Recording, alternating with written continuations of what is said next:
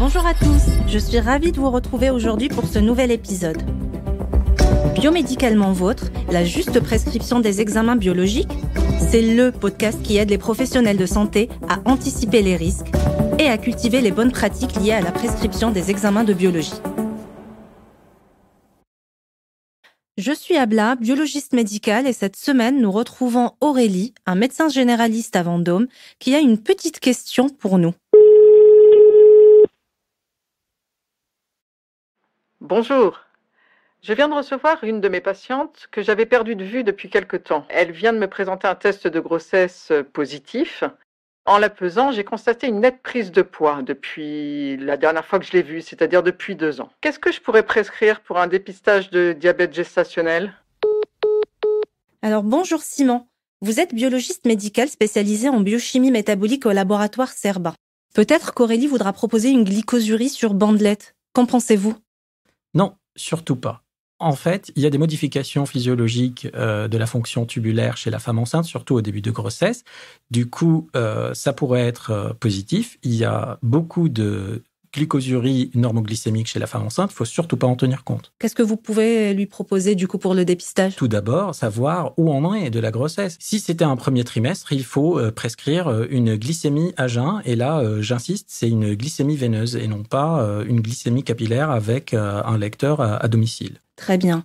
Quoi d'autre, mis à part la glycémie à jeun ? Entre 24 et 28e semaine d'aménorrhée, il faut faire une hyperglycémie provoquée par voie orale, l'HGPO. D'accord. Et l'HGPO, comment on pourrait l'interpréter chez une femme enceinte ? D'abord, il y a des conditions standards. Il faut savoir que c'est 3 prélèvements. Après ingestion de 75 grammes de glucose, on réalise un prélèvement à jeun avant l'ingestion et un prélèvement à 1 heure et un prélèvement à 2 heures. Ce qu'il faut regarder, c'est vraiment le résultat de T2 heures après ingestion. D'accord, donc si je récapitule, pour le dépistage d'un diabète gestationnel, on va partir tout d'abord vers une glycémie à jeun par ponction veineuse et une hyperglycémie provoquée orale. C'est bien ça ? Entre 24 et 28 semaines d'aménorrhée. Si la patiente a envie de savoir si son diabète préexistait avant sa grossesse, est-ce qu'on pourrait utiliser l'hémoglobine glyquée ? Alors, je reviens toujours sur la glycémie veineuse à jeun.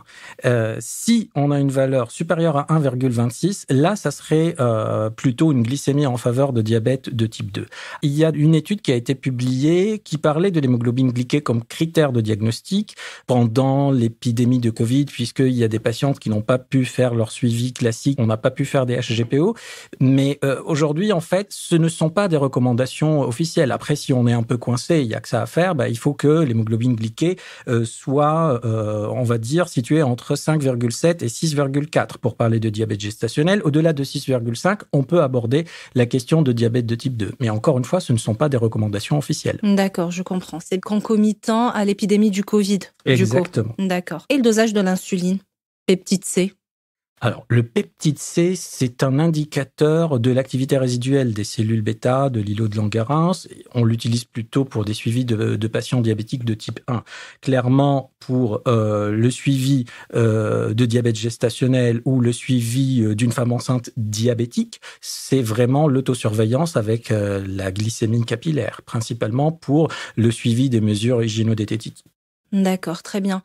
Et si jamais c'est une grossesse chez une patiente diabétique, quel suivi on pourrait faire ? Si c'est une dame qui a été déjà diagnostiquée diabétique avant la grossesse, elle a son suivi par son diabétologue.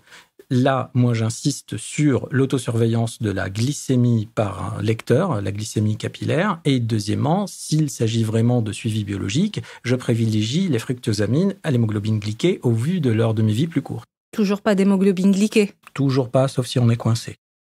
C'est le moment, Simon, de la question rituelle.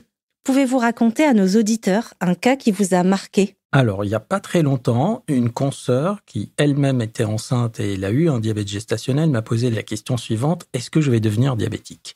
Bon, on ne va pas mentir, il y a un risque à peu près 7 fois plus important chez une femme qui a eu un diabète gestationnel de devenir diabétique de type 2.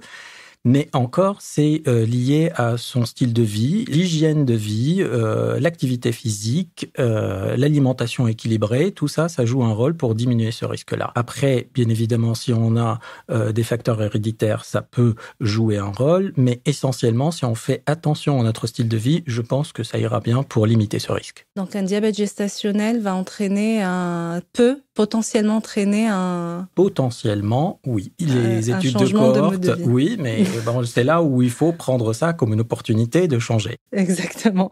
Merci beaucoup Simon pour votre intervention et pour ces précieuses informations. Vous souhaitez suivre nos actualités médicales ?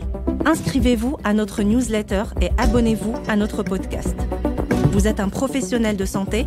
Vous vous posez une question ? N'hésitez pas aussi à contacter notre équipe médicale. Nous tâcherons d'y répondre dans un prochain épisode. À bientôt.